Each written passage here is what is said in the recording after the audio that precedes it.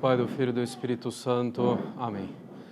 Ave Maria, cheia de graça, o Senhor é convosco, bendita sois vós entre as mulheres, bendito é o fruto do vosso ventre, Jesus. Santa Maria, Mãe de Deus, rogai por nós, pecadores, agora e na hora de nossa morte. Menino Jesus de Praga, abençoai-nos. Nossa Senhora das Dores, São José, São Pio X, do Pai, do Filho e do Espírito Santo. Amém.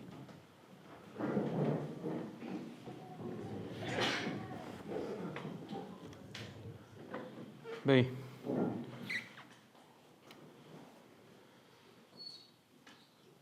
então nossa conferência de sexta-feira de hoje, sobre esse tema aparentemente complicado, mas na verdade relativamente simples. Então, a associação de católicos com acatólicos na ação política. É um tema importante, porque é um tema em que gera uma grande confusão e muitas vezes de boa fé, né? Então, é uma coisa que precisa ser bem esclarecida. Nós vamos ver os princípios, né, sobre essa questão, os princípios mais remotos, digamos, mesmo em teologia moral, embora de modo breve, para depois passar aos casos mais concretos, mesmo alguns exemplos também históricos ou algumas questões um pouco concretas, né? Bem,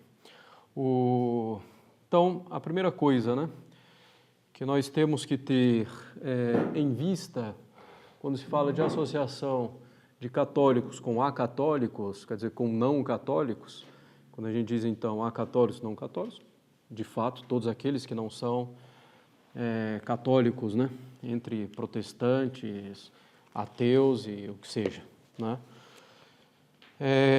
é que pode haver um certo perigo para a fé nessa associação. Não só um perigo para a fé própria de quem se associa com não católicos, mas até mesmo de um modo geral, né? Quer dizer, diante dos outros, né? De dar uma aparência de indiferentismo religioso ou de causar algum tipo de escândalo, né? Na teologia moral católica, se dizia o seguinte, né, com relação ao trato com acatólicos, né? A comunicação em coisas meramente civis, se evita todo o perigo de perversão ou de escândalo, não está proibida, né? Então, posso ir lá no comércio e comprar de um não católico. Quando a gente fala aqui que comunicação é uma coisa até bem mais ampla do que o nosso tema, né? Então, também numa esfera civil, nós vamos ver isso quando a gente falar, inclusive, de um documento aqui da Santa Sé. Então, na esfera de uma ação política, né, é uma associação possível, desde que se evite todo o perigo de perversão ou de escândalo, desde que se evite qualquer erro contra a fé ou contra a moral. Nós vamos aprofundar um pouquinho mais adiante, né? Bem, então, a primeira coisa que se tem que ter em mente é isso, né? Os perigos contra a fé, não é? Então, não se pode aderir a nada que seja contrário à fé, nem favorecer o indiferentismo religioso nessa associação. Dentro de algo na mesma ordem, digamos assim, nós temos a questão da cooperação com o mal, né? Sem entrar em muitos detalhes nesse aspecto também da teologia moral, senão nós nos prolongaríamos muito, que nos interessam mais as conclusões.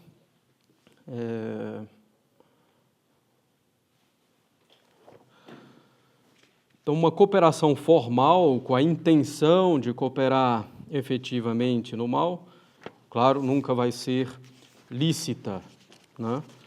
Bom, então, querendo atingir o bem, eu não posso cooperar, de fato, com um mal, né? Então, isso é uma coisa também importante, né? Bem, a cooperação ao mal, que é o concurso físico ou moral prestado a uma má ação de outro, né? Essa cooperação pode se realizar de vários modos, né? Mas ter isso também em mente, né? Então, que não pode haver uma cooperação formal. Então, querendo alcançar um bem, eu não posso, para isso, cooperar formalmente com um mal, não é? Então, lembrando um velho adágio da moral católica, digamos mesmo natural, claro, não se pode, querendo alcançar um bem, fazê-lo por meios maus, né? Indevidos. Então, o fim não justifica os meios. Bom, então esse é o nosso primeiro ponto. Essas duas questões, o perigo contra a fé e a cooperação no pecado. Bem, nós podemos tomar como um certo parâmetro, né, dessa associação com não católicos, o que fez São Pio X, quando ainda era cardeal patriarca de Veneza, né? Então, bem, como sabem, né, na segunda metade do século XIX, os estados pontifícios foram tomados pela Itália recentemente unificada, né, numa ação maçônica, e os estados pontifícios foram tomados do Papa, né? Como consequência, Pio IX, nós vamos ver um pouquinho mais para frente, assentou como regra que os católicos não deveriam participar da política do Estado italiano, o que não impedia uma certa participação num plano municipal, né? Mas ainda assim uma participação bem ordenada. É o que nós vamos ver, então, com o exemplo de São Pio X, né? São Pio X, tendo então chegado em Veneza, ele logo se deu conta do grande domínio que havia na ordem social dos liberais e dos maçons, né? São Pio X, então, tomou como meta justamente, digamos, tirar esse poder dos inimigos da Igreja, da esfera política e social, né? Bom, e São Pio X vai então, para poder obter essa vitória, se aliar os católicos com os liberais moderados.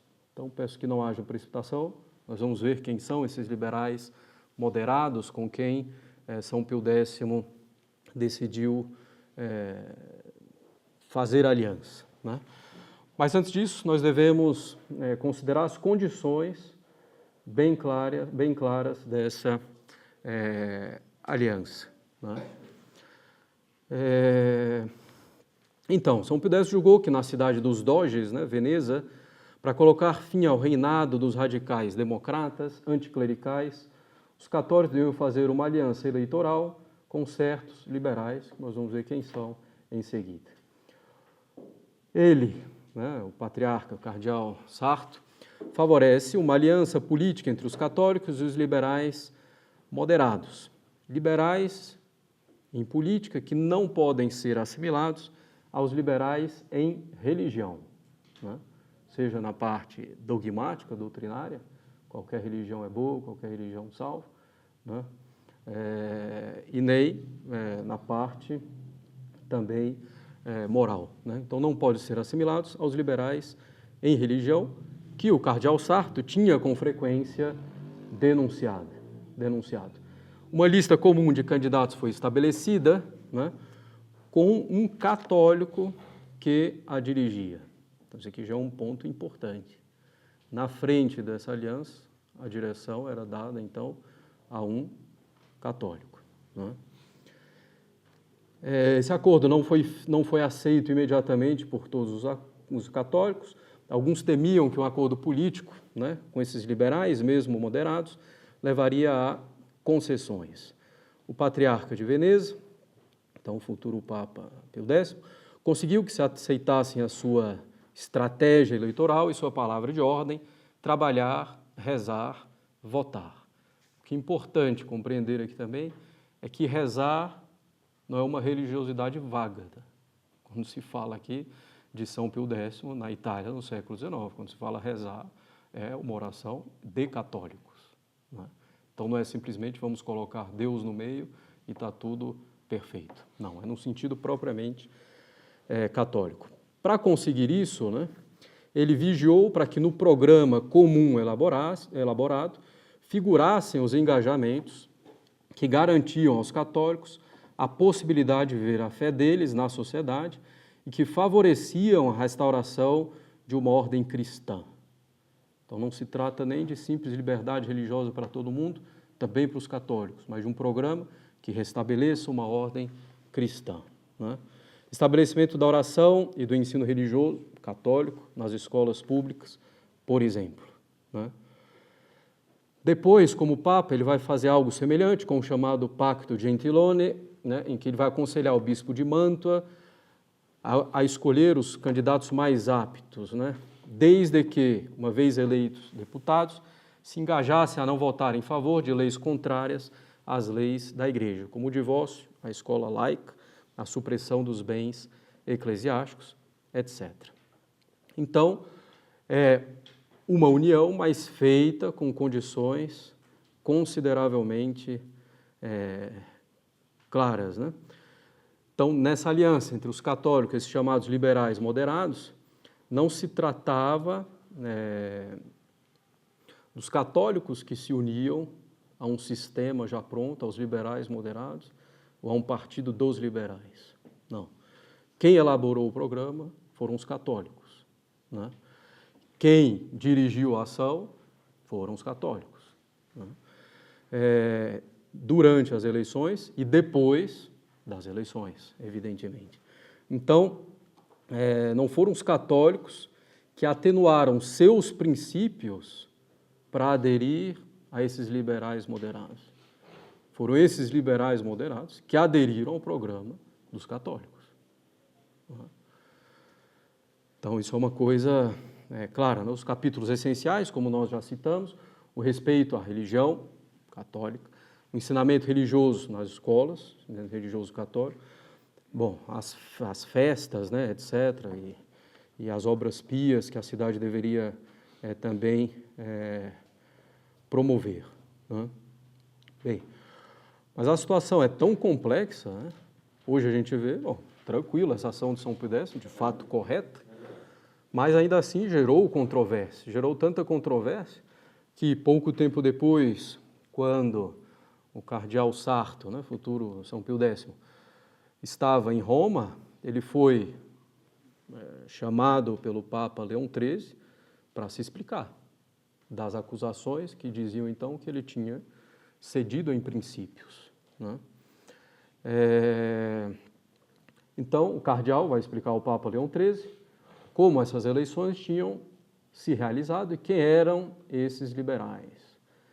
Ele diz, são homens que comungam publicamente na Páscoa, e não somente na Páscoa. Né? São homens que assistem à missa no domingo. Claro que, bom, hoje você pega qualquer político abortista, ele pode fazer a mesma coisa, mas não é esse exatamente o que está sendo dito aqui. Né? Na época eram pessoas sérias, né? Quer dizer, que praticavam de modo correto a religião. Que não falta nenhuma festa votiva da cidade, que na procissão de Corpus Christi não hesitam em carregar o palio de procissão, não por hipocrisia, não para aparecer diante dos outros, para ser votado ou para ser aceito, mas, bom, com verdadeiro espírito católico. Então, Leão XIII falou, bom, então, são católicos e mesmo clericais, né? Então, Leão XIII impôs silêncio aos críticos de uma forma mais solene, dirigindo um breve, né, um documento, aos jovens católicos de Veneza e felicitando-os por ter obedecido à voz do patriarca, né? Então do cardeal Sarto. Então esses liberais moderados, né, eram bem moderados mesmo. E ainda assim a direção era de católicos, né, mais convictos ainda, com os princípios corretos e orientados pelo cardeal Sarto. A questão, mais uma vez, tão controversa, a gente viu, foi perguntado, interrogado por Leão XIII, São Pio X, também no seu processo, né, de canonização, esse foi um ponto em que o advogado, chamado advogado do diabo, né, tentou pegar para dizer que tinha ali uma falha na conduta de São Pio X. Né? Bem, então, por aqui nós já temos alguns critérios bem importantes. Né? Então, que essa união deve ser feita com uma direção católica, antes, durante, depois. Né? Os outros é que têm que aderir aos princípios corretos. Né? Bem, ainda São Pio X, né, em um de seus documentos, ele dá uma outra regra para a ação política de um católico. Ao mesmo tempo, será preciso inculcar e seguir na prática os princípios elevados, que regram a consciência de todo o verdadeiro católico.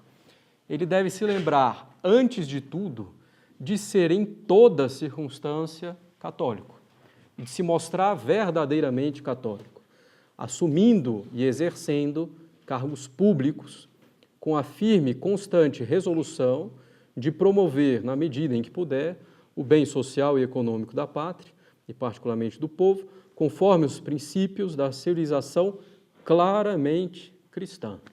Né? Quando se entende cristã, é católica. Né? E de defender, ao mesmo tempo, os interesses supremos da Igreja, que são os da religião e da justiça. Então, uma outra regra clara dada por São Pio X. Então, deve-se lembrar, antes de tudo, ser em toda circunstância católico e de se mostrar verdadeiramente católico, assumindo e exercendo cargos públicos, com a firme e constante resolução de promover, na medida em que puder, o bem social e econômico da pátria, particularmente do povo, conforme os princípios da civilização claramente cristã, de defender ao mesmo tempo os interesses supremos da Igreja, que são os da religião e da justiça. Né? Bem,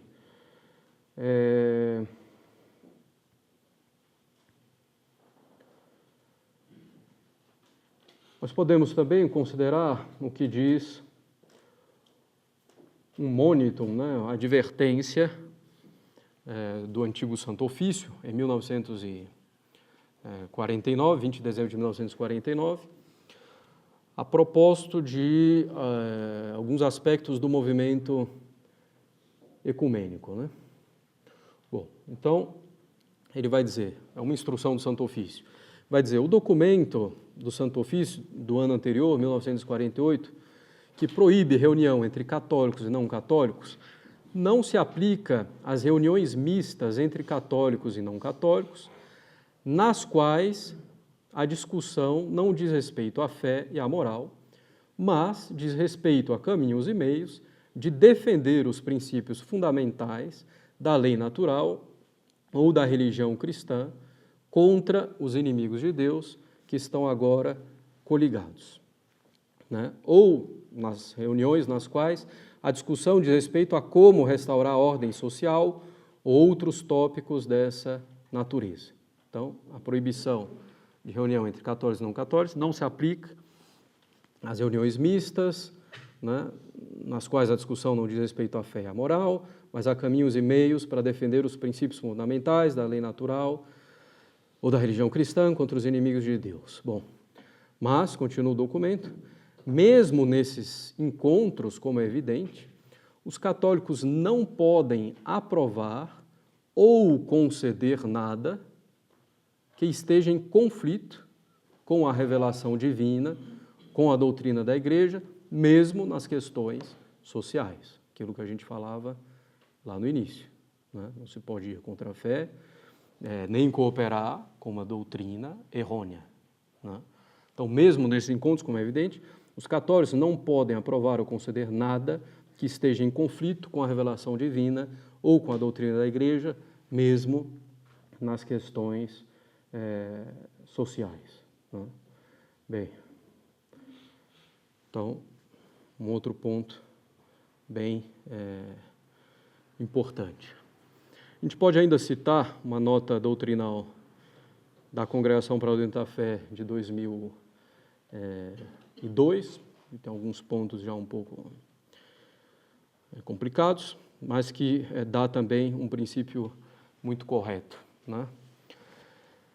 Então, nessa nota doutrinal da Congregação para a Doutrina da Fé, que data de 2002, se não me engano, apenas conferir, 24 de novembro de 2002, então se diz o seguinte: neste contexto, há que acrescentar que a consciência cristã bem formada não permite a ninguém favorecer com o próprio voto a atuação de um programa político ou de uma só lei onde os conteúdos fundamentais da fé e da moral sejam subvertidos com a apresentação de propostas alternativas ou contrárias aos mesmos. Então, a consciência cristã bem formada não permite a ninguém favorecer com o próprio voto a atuação de um programa político ou de uma só lei onde os conteúdos fundamentais da fé e da moral sejam subvertidos com a apresentação de propostas alternativas ou contrárias aos mesmos, né?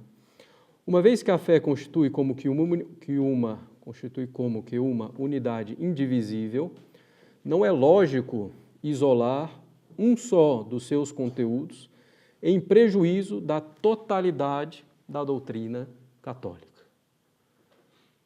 Então, eu não posso, querendo favorecer algo, digamos, o combate ao comunismo, à teologia da libertação, ao socialismo, ao esquerdismo, não posso, querendo fazer isso, colocar em jogo outros aspectos da doutrina católica, né? Bom, não basta o empenho, continua a nota doutrinal da Congregação para a Doutrina da Fé, não basta o empenho político em favor de um aspecto isolado da doutrina social da Igreja para esgotar a responsabilidade pelo bem comum. Então, não basta que eu combata por um só aspecto isolado da doutrina social da Igreja. Eu tenho que combater pela doutrina social da Igreja, a boa doutrina social da Igreja, evidentemente, constante ao longo de toda a sua história. Então, pela integralidade dessa doutrina social, né? Essa é uma questão muito importante e é um erro extremamente difundido. Querer combater um erro que se pensa ser eventualmente o mais grave, se aliando a outros erros, né? Nós vamos ver um pouquinho ainda mais para frente, né? Bem, eu queria dar ainda um outro exemplo, talvez um pouco controverso para alguns, mas que ilustra um pouco essa constância ao longo do tempo, né? Bem,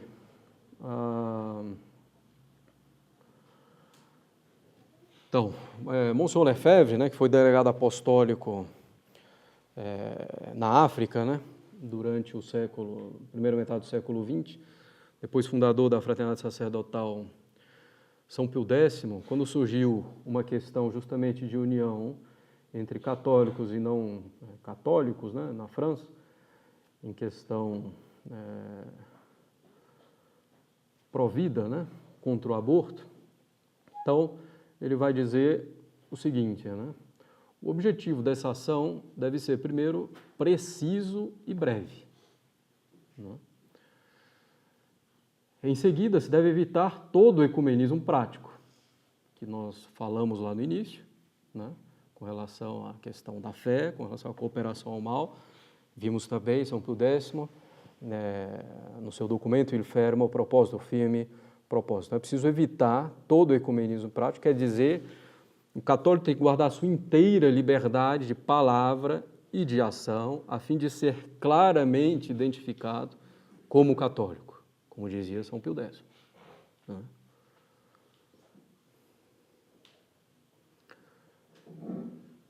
Isso é muito importante, porque às vezes se vai aderindo a uma prudência humana. Né? Nós vamos fazer uma passeata aqui pro vida, mas não pode rezar o terço, não pode cantar um hino católico, né? Não, vamos fazer uma coisa bem superficial, bem ecumênica, né? Não vamos nem falar de religião. Claro que às vezes é possível dar o argumento simplesmente da lei natural, mas isso não pode ser uma regra constante. Né? Não, preciso falar também da revelação e se mostrar claramente católico, ainda também recentemente, né, diante de todas essas manifestações políticas, né, estão também muito instrumentalizadas. O padre Lodi, né, do Provida de Anápolis, dizia que às vezes tem muita ação e pouca oração. Nós vamos voltar nisso também um pouco mais tarde. Né? Bom, São Pio X dizia, né, que é possível, para esclarecer homens hostis às instituições e completamente afastados de Deus, as instituições católicas completamente afastadas de Deus,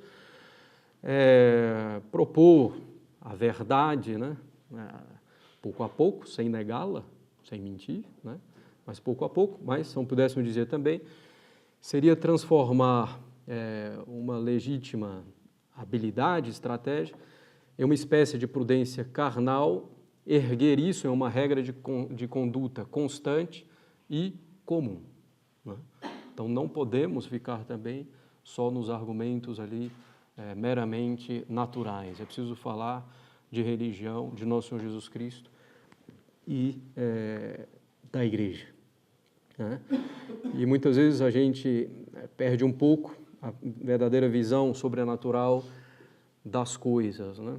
Eu vou rezar, então vou afastar as pessoas, minha ação política não vai dar certo. Não, porque você rezando, justamente Deus pode estar esperando a sua oração como condição para poder agir, né, devidamente. Então, para o bem da pátria. Então, isso aqui também está claro, né? O católico não deve esconder a sua fé.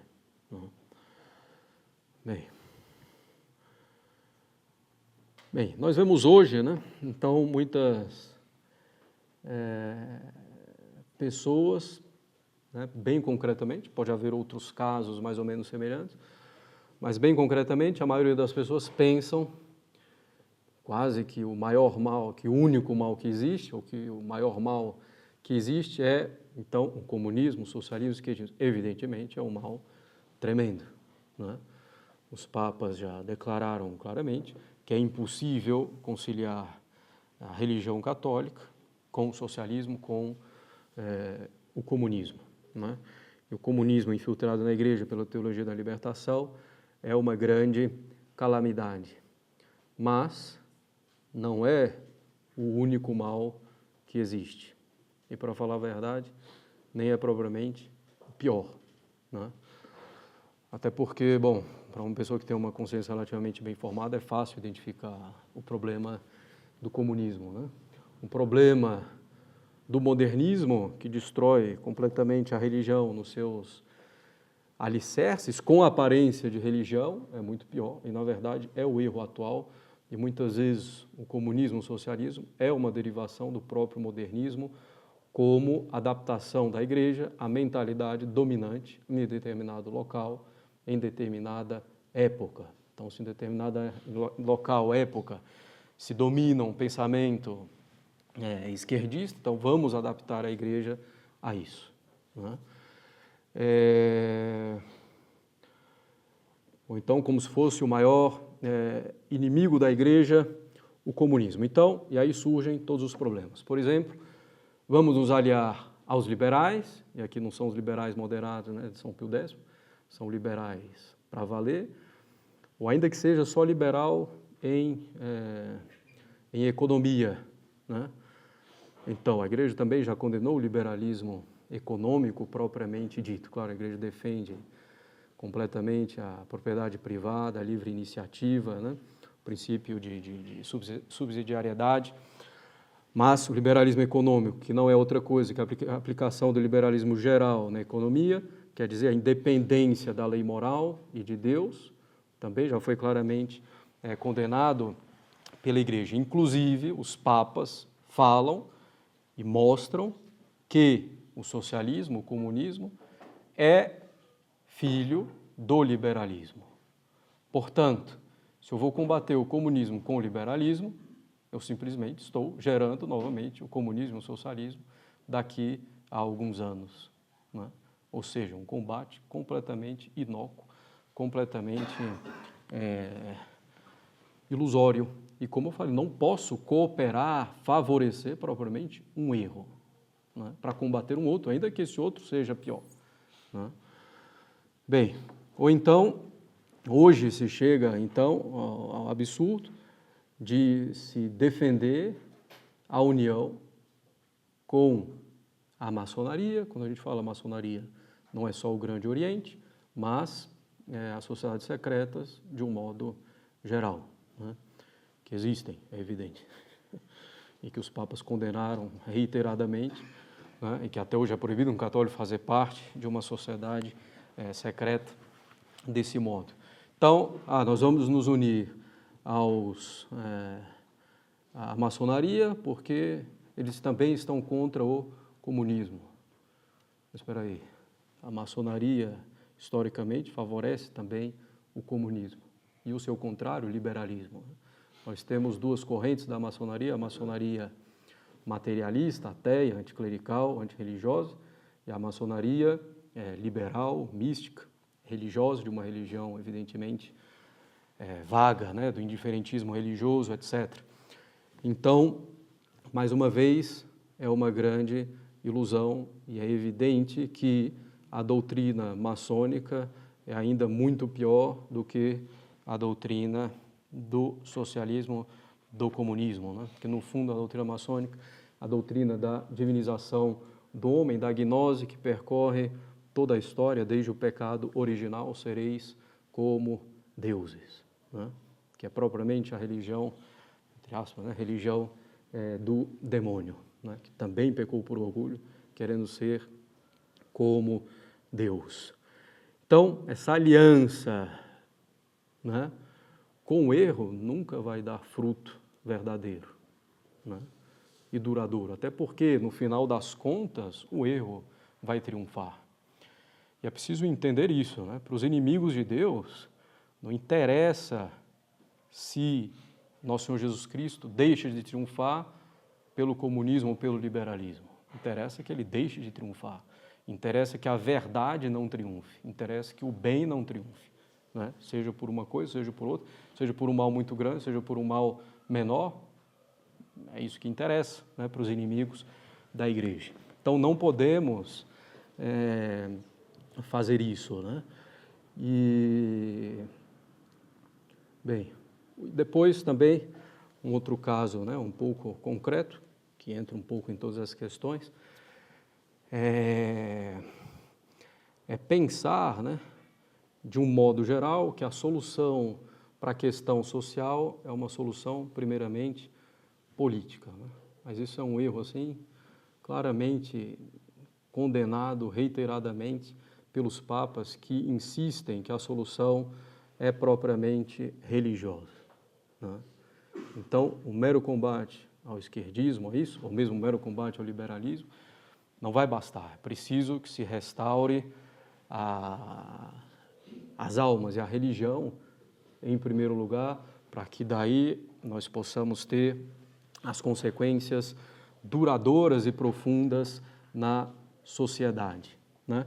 Um caso, né, muito comum também dessa solução meramente política é com relação à monarquia, né?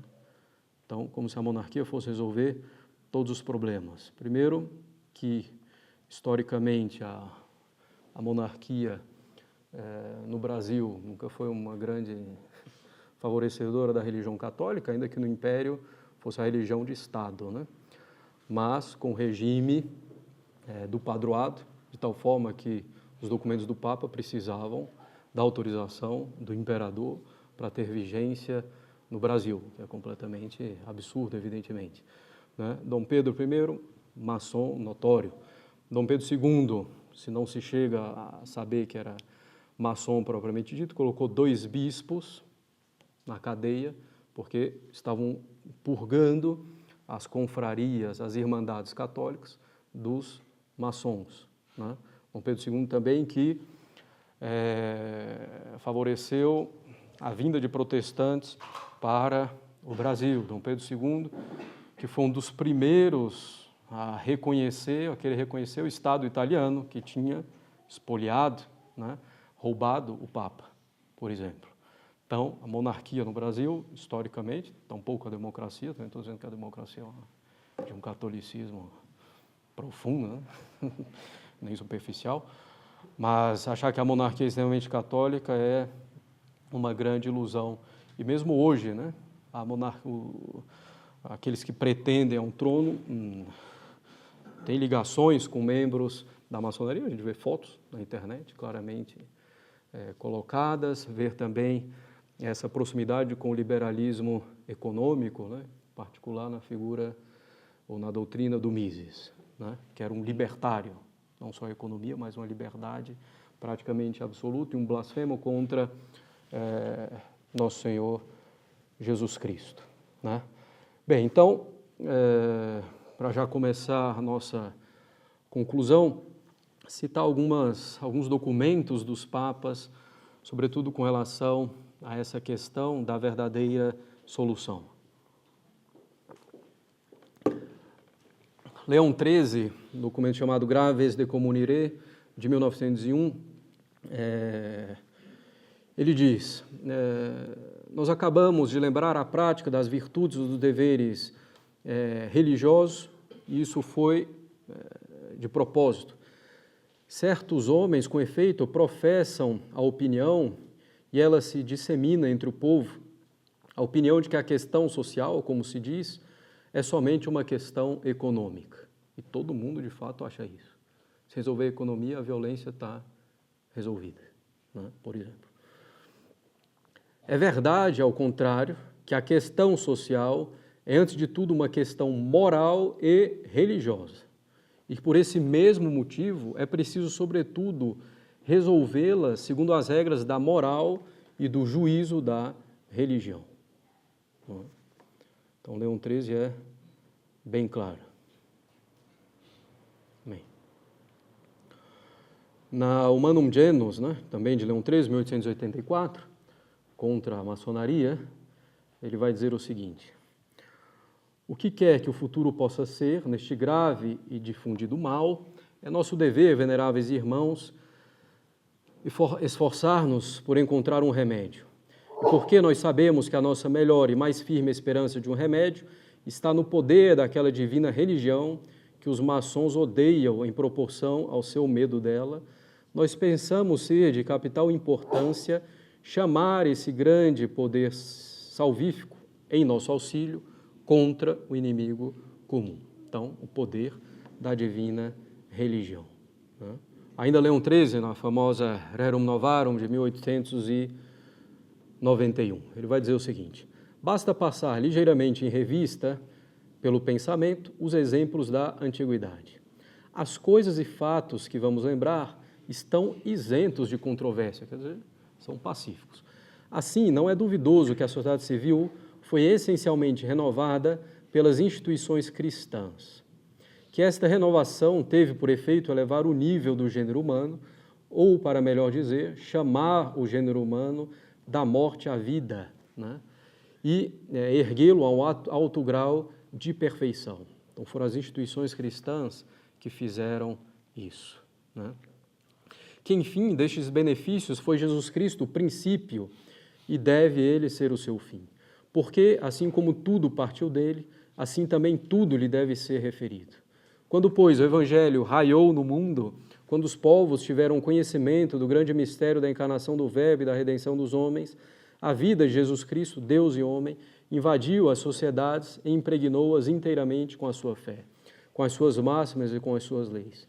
E por isso que, se a sociedade humana deve ser curada, não será senão pelo regresso à vida e às instituições do cristianismo.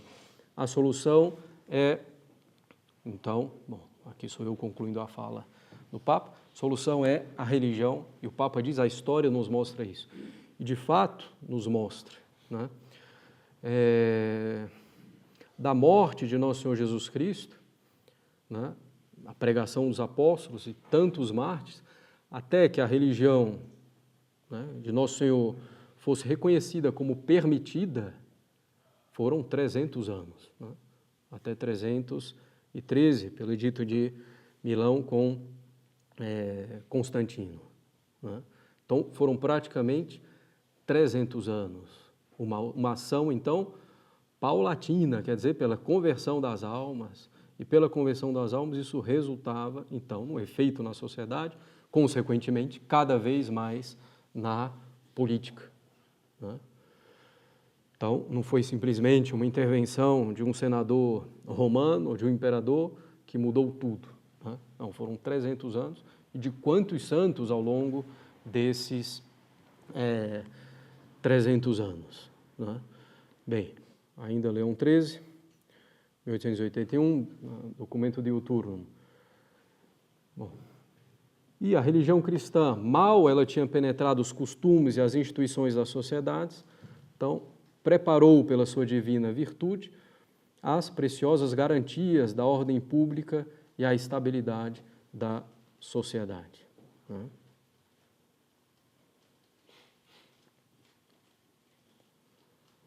Ou ainda São Pio X, na Notre Charge Apostolique, de 1910, contra o movimento do Sion, que era uma democracia, então, pretendida por católicos, uma democracia com princípios modernos, né?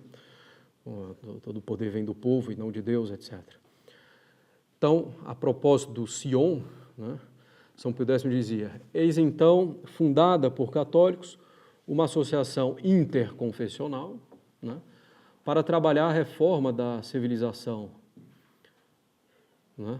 Mas uma obra que é, em primeiro lugar, religiosa, de São Pio X. Então, uma coisa interconfessional dificilmente vai conseguir reformar a civilização, né?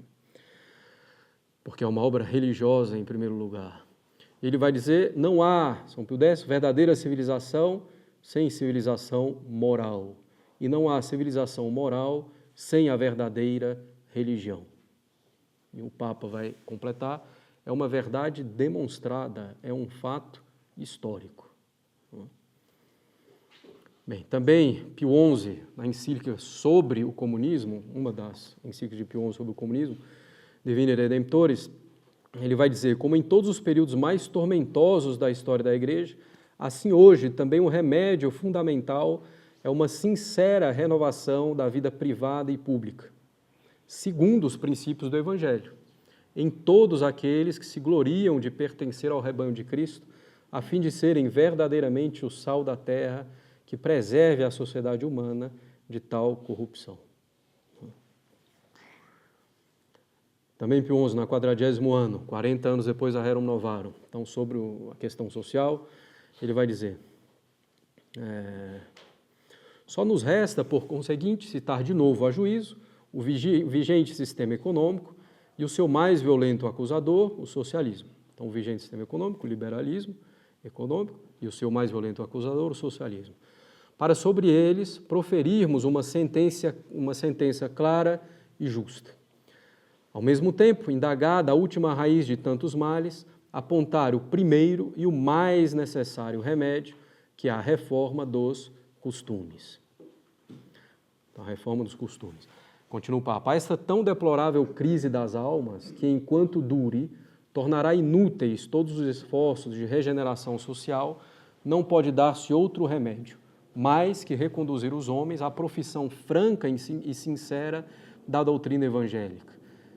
conduzir os homens aos ensinamentos daquele que tem ele só palavras de vida eterna, e palavras tais que hão de perdurar eternamente, ainda depois de passarem os céus e a terra. Né? Então, o socialismo, o liberalismo são remediados pela reforma dos costumes pelo Evangelho. Né? Bem, ainda Pio XI, na Quas Primas, né, que vai instaurar a festa de Nosso Senhor Jesus Cristo Rei. Ele vai dizer, aqui a nossa vez de prover as necessidades dos tempos presentes, de dar um remédio eficaz à peste que corrompeu a sociedade humana. Nós fazemos isso, damos esse remédio, prescrevendo ao universo católico o culto de Cristo Rei.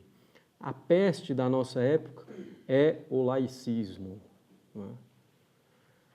Então, a separação da Igreja do Estado e desconectar toda a vida de Nosso Senhor Jesus Cristo, relegando a sacristia. Bom, então, a peste da nossa época é o laicismo, como se chama, com seus erros e suas iniciativas criminosas. Né? Bem, João Paulo II, na centésimos anos, em 1991, ele então, centésimos anos, 100 anos depois da Rerum Novarum de Leão XIII, ele vai dizer, como então, como aquela época, Leão XIII, é preciso repetir que não existe verdadeira solução para a questão social fora do Evangelho. E que, por outro lado, as coisas novas podem encontrar neste, né, no Evangelho, o seu espaço de verdade, se são verdadeiros, e a devida avaliação moral. Então, é o Evangelho que vai julgar alguma proposta de solução. Né? Bem, voltando um pouco à questão da maçonaria e do socialismo, né? Leão XIII na Humanum Genus, ele diz, nós já por muitas vezes, conforme as ocasiões surgiram, atacamos alguns pontos principais dos ensinamentos que demonstraram de uma maneira especial a perversa influência das opiniões maçônicas. Assim, em nossa carta encíclica Quod Apostolici Muneris, nós nos esforçamos por refutar as monstruosas doutrinas dos socialistas e comunistas. Então, o Papa diz, a gente já ensinou algumas coisas contra as opiniões maçônicas, uma delas é que a gente ensinou contra o socialismo e contra o comunismo. Muito importante também não cair na velha lorota de que existe uma boa maçonaria e a má maçonaria. Né? Não, toda maçonaria é péssima e anticatólica, por viés diferente, mas toda maçonaria é péssima. Não existe possibilidade de reconciliação. Não é só uma questão de lei eclesiástica, é uma questão de princípios. Né? Então, vocês sabem que depois do Concílio Vaticano II, né, então um clima de irenismo, né, de pacifismo e união da Igreja com o mundo, a Conferência Episcopal Alemã, que não é necessariamente conhecida pela sua grande ortodoxia, foi fazer um estudo a propósito das relações entre maçonaria e igreja e chegou à conclusão que é inconciliável. Então, a Conferência Episcopal Alemã, nos anos 70, então, porque realmente é. Né? Então, fique claro, né? E depois, né, houve uma dúvida, né? A igreja continua, não continua, porque não está mais no novo Código de Direito Canônico, etc. Né? E João Paulo II, com o cardeal Ratzinger à época, né, prefeito da Congregação para a Doutrina da Fé, no início dos anos 80, reiterou a condenação, né, da maçonaria, das sociedades secretas, dizendo que nenhum católico poderia fazer parte, né, e fazendo parte estaria em pecado grave. Né? Bom, vai continuar ainda Leão XIII. Esta mudança e derrubada, né, da civilização cristã é deliberadamente planejada e colocada em curso por várias associações de comunistas e socialistas. E aos seus propósitos, a seita dos maçons não é hostil, mas favorece grandemente seus desígnios. Então, os maçons favorecem os desígnios. É um movimento pendular, né? Então, nós estamos no socialismo, então a maçonaria vai jogar com o liberalismo, com a direita, né? Então, está na direita, tá no liberalismo, então vamos jogar com o esquerdismo, e assim vai, né? Ou com o centro também. Bom, então, e aos seus propósitos, né, do socialismo comunista, a seita dos maçons não é hostil, mas favorece grandemente seus desígnios e tem em comum com eles as suas próprias opiniões. Então, aliar-se à maçonaria, primeiro o absurdo é em si, depois para combater o comunismo, mas que ilusão, né? Bom,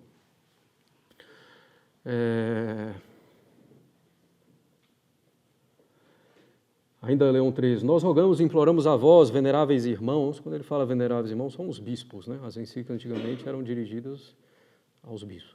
A juntar os vossos esforços com os nossos e esforçadamente lutar pela extirpação desta praga maligna que está se esgueirando, né, a maçonaria com os seus princípios, essa praga maligna que está se esgueirando através das veias do corpo da política, né?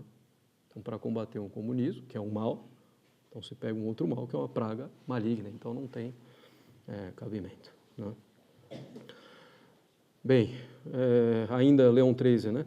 Eles, os maçons, falam de seu zelo por um maior refinamento cultural, de seu amor pelos pobres. Eles declaram que seu único desejo é a melhoria da condição das massas, o compartilhamento com o maior número possível de pessoas de todos os benefícios da vida civil. Mesmo que estes propósitos fossem visados verdadeiramente, eles não são de modo algum todo o seu objetivo dos maçons, né? Então, essa questão, né, da cultura, da autocultura, que sempre aparece também, né, na ação da maçonaria, sendo que cultura, propriamente dita, aquilo que deve ser cultivado, aquilo que de alguma forma nos ordena a nosso Senhor Jesus Cristo, como dizia o Papa Pio XII, né? Leão XIII, em outro documento chamado Inimica Vis, né, a força inimiga, ele vai dizer, o espírito de todas as seitas hostis ao catolicismo, que tiveram vida no passado, então esse espírito de todas as seitas hostis ao catolicismo que viveram no passado, revive naquela que se chama seita maçônica, né? Então, assim, né, quando a gente fala maçonaria, estamos falando sobretudo, claro, dos princípios, né, da maçonaria, que são completamente opostos à religião de nosso Senhor Jesus Cristo, como a gente falou, que retoma essa heresia constante ao longo da história, que é a gnose, né? Bom, Leão XIII, na Libertas Prestantissimo, uma encíclica sobre a verdadeira liberdade contra o liberalismo, né? Ele vai dizer, o mais vivo desejo da Igreja é, sem dúvida, ver penetrar em todas as ordens do Estado, né, e vê-los aplicados os princípios cristãos que nós acabamos de expor de modo sumário. Porque esses princípios cristãos possuem uma maravilhosa eficácia para curar os males do tempo presente. Esses males, né, para curar os males do tempo presente, esses males que nós não podemos dissimular nem o número, nem a gravidade, nem que eles nasceram em grande parte dessas liberdades tão propaladas, né? E nas quais se acreditou ver nessas liberdades, né, o germe da salvação e da glória. Então, os males que vêm do liberalismo, né? No lugar de frutos doces e salutares, vieram frutos amargos e envenenados, né? Se buscamos remédio, que busquemos, né, na reafirmação das sãs doutrinas, né, daquelas únicas doutrinas das quais nós podemos esperar com confiança a conservação da ordem e a garantia da verdadeira liberdade, a doutrina católica, né, em última instância. Bom, então, algumas citações dos papas ao longo aí, do tempo, né? Claro, né, que diante disso, nós estamos dizendo que não se deve ter nenhuma ação política, procurar evitar que se aprovem leis contra o aborto, né, um casamento contrário contra a natureza, né, homossexual, etc. Não, se deve agir, né, contra essas coisas, mas de modo ordenado, segundo esses bons princípios, sem esconder a fé, né? E também que não fique só nisso, né? Que se tenha também por trás, evidentemente, a oração, né? E lembrar que o remédio profundo e duradouro não vai ser essa ação, né, política tentando impedir, claro que é uma coisa boa, evidentemente. Inclusive, às vezes as pessoas pensam que eu particularmente sou contrário a toda ação política. Antes de entrar no seminário, bom, não fui político, mas então ia lá, coletava assinatura contra, na época acho que era pesquisa de células-tronco ainda, né? E coisa do gênero, ia lá nas comissões, etc. Mas assim, tem que ser uma coisa bem ordenada e isso não basta, porque a estratégia é muito pesada e o financiamento também, e o objetivo é muito claro e a malícia também, né? Então, uma solução duradoura, estável, vem com o remédio da religião, né?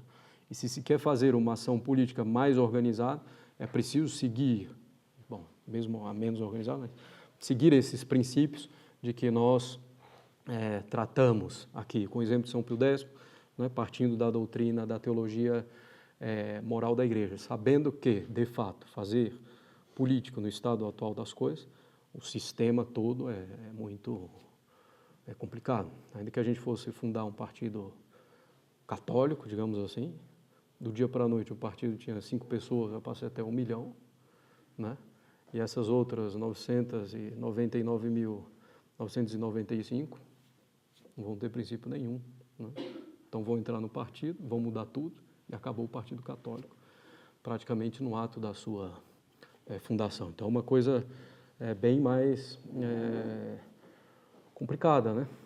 Então muitas vezes as pessoas pensam, então a gente não pode fazer nada na política. Bom, não estou chegando a essa conclusão necessariamente, mas que é bem difícil, de fato né? E depois também a ação política não se resume somente numa ação política direta, né? Partidária, ou mesmo no Congresso. A gente viu, o principal remédio é a religião. Então nós temos que começar por nós mesmos, né? Então de pouco adiantaria também a gente se envolvendo com a política, etc., e ao mesmo tempo não cuidar bem da nossa alma, né? Então, cuidar primeiro de nós mesmos, da nossa alma, convertermos a nós, nossas famílias, fazer um apostolado no ambiente, né, em que nós vivemos, para se ir mudando a sociedade pouco a pouco, como a gente deu aquele exemplo histórico de Nosso Senhor até o cristianismo ser permitido, 300 anos, né? Claro, temos coisas urgentes a tratar, né, como eu falei, mas tudo se deve fazer de modo ordenado. Não adianta se aliar com inimigos da igreja, não adianta para combater o mal que se pensa ser maior, favorecer outros males, cooperar com outros erros, né? Que no fundo o triunfo é do inimigo da igreja e a ordem social não irá voltar. Bem, ainda que de fato se chegasse numa situação em que se chegasse à conclusão, realmente não temos o que fazer, seria possível uma situação dessa? Até seria. Nós temos um exemplo histórico, que é justamente na Itália, depois da barbaridade que fizeram, né, roubando os estados pontifícios, né? E então a Santa Sé adotou a política do non possumus, non expedit. Não podemos e não convém. Não podemos aceitar o Estado italiano e não convém participar na política italiana, né? Pio IX fez isso, Leão XIII manteve, evidentemente também não poderia durar eternamente, né?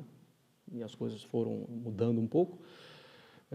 São Pio X afrouxou um pouco, bom, até chegar ao pacto do Latrão com Pio XI, né? Então, em 1800 1871, o Estado italiano, o governo italiano, fez uma lei, os Estados Pontifícios já tinham sido roubados do Papa, fez uma lei que falava o seguinte: a pessoa do soberano pontífice é inviolável e sagrada. Imagina, hein? Bom, todo atentado contra o Papa será castigado com as mesmas penas que os atentados contra a pessoa do rei. Já não está bom porque o Papa é mais do que o rei. Mas... o governo italiano tributará ao soberano pontífice, ou dará ao soberano pontífice, um território, em território italiano, honras de soberano. Se reserva em favor da Santa Sé uma renda de 3.225.000 liras. O soberano pontífice gozará da posse dos palácios apostólicos do Vaticano, do Latrão e de Castel Gandolfo, com todos os seus pertences. Poderá comunicar-se livremente com todos os bispos do mundo e com todo o mundo católico, sem ingerência alguma da parte do governo italiano. Reconhece o direito de manter núncios nas nações e de receber embaixadores diante da Santa Sé. Os bispos da Itália serão nomeados pelo Papa, se retirará o juramento dos bispos ao rei e o placet e o exequatur. Né? Tinha que ter o placet do rei, o exequatur, o executus do rei, para os documentos do Papa, isso seria tirado, para toda publicação de caráter eclesiástico. Não é uma lei assim tão ruim, ao contrário. Mas Pio IX rechaçou essa lei, em primeiro lugar, porque seria reconhecer o roubo, né, dos estados pontifícios. E, em segundo lugar, porque era uma garantia insuficiente. Né? Então, quem é que vai garantir que isso aqui vai se cumprir? O governo pode mudar de uma hora para outra, ou mesmo o governo pode mudar de opinião. Também na política é assim. Né? Infelizmente, você forma lá e depois a pessoa muda de opinião pura e simplesmente. Então, começou a política, né, pontifícia do não posso, com relação à renúncia dos estados, nós não podemos aceitar esse roubo, e o non expedit, não convém, com relação à conduta dos católicos na colaboração com o governo da Itália. Depois, por um decreto, isso aqui foi em 1871, por um decreto de 1874, se impôs aos católicos a tática da abstenção em toda a colaboração com o governo. Né? Bom, Leão XIII praticamente manteve isso, como a gente falou, São Pio X afrouxou um pouco até chegar, bom, depois depois de São Pio X ainda tem Bento XV, né? E depois Pio XI que fez o pacto de Latrão. Então, claro, nosso objetivo aqui não é exaurir o tema, inclusive tem vários outros fatores ainda, né? Questão de voto, etc., que vamos tratar um pouco mais para frente, não especificamente, né, em quem votar, mas os princípios. Então, assim, mas ter essa ideia, né, que é o nosso tema aqui principal, da associação entre católicos e não católicos nessa ação em vista de um bem comum e com esses parâmetros, né? E assim, é preciso ter uma perspectiva, evidentemente, primeiro de uma boa filosofia, de uma inteligência bem formada e depois católica, né? De que não adianta cooperar com o mal para combater outro mal. A gente permanece no mal e isso não tem interesse nenhum, ainda que seja um mal efetivamente menor, com o qual eu não posso cooperar. Né? Como a gente falou lá no início. Né? Então, bom, nosso objetivo aqui, então, era tratar desse tema específico. Né? Então, eu creio que até a coisa se espalhou um pouco no sentido de, como se a gente estivesse formando aqui um grupo para uma ação política. E não é isso, né? É dar uma orientação nessas questões práticas e que estão na ordem do dia, mesmo entre católicos, de boa consciência, que nós vemos querendo fazer essas associações, essas alianças, que, evidentemente, não poderão dar verdadeiro fruto, ainda que se possa dar algum fruto aparente. Né? Bem, então, esse é o nosso ponto. Bem.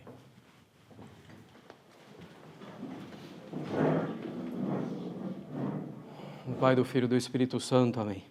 Ave Maria, cheia de graça, o Senhor é convosco, bendita sois vós entre as mulheres, bendito é o fruto do vosso ventre, Jesus. Santa Maria, Mãe de Deus, rogai por nós, pecadores, agora e na hora de nossa morte. Nossa Senhora das Dores, São José, São Pio X, do Pai, do Filho e do Espírito Santo. Amém.